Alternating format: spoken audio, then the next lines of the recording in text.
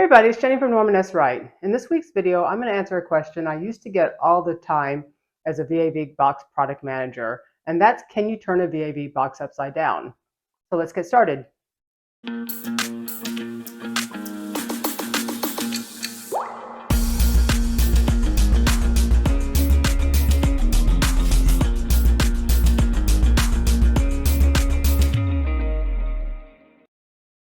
So can you turn a VAV box upside down once it's already in the field?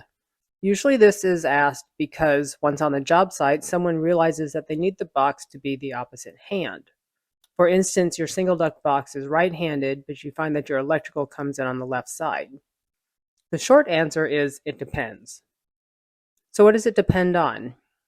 Well, basically, all single duct and dual duct boxes can be turned upside down as is, as long as you don't have pneumatic controls or mercury contactors, which you don't see very much of anymore. If you do have pneumatic controllers or mercury contactors, they must be removed and reoriented to be right side up. So let's move this over and make some room. For series fan boxes, the same rules as single ducts and dual ducts apply.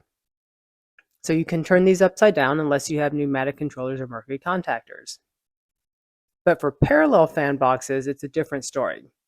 Parallel fan boxes have a gravity-operated backdraft damper, meaning that gravity holds it shut when the fan is off to keep supply air from blowing out the induced air inlet in cooling mode.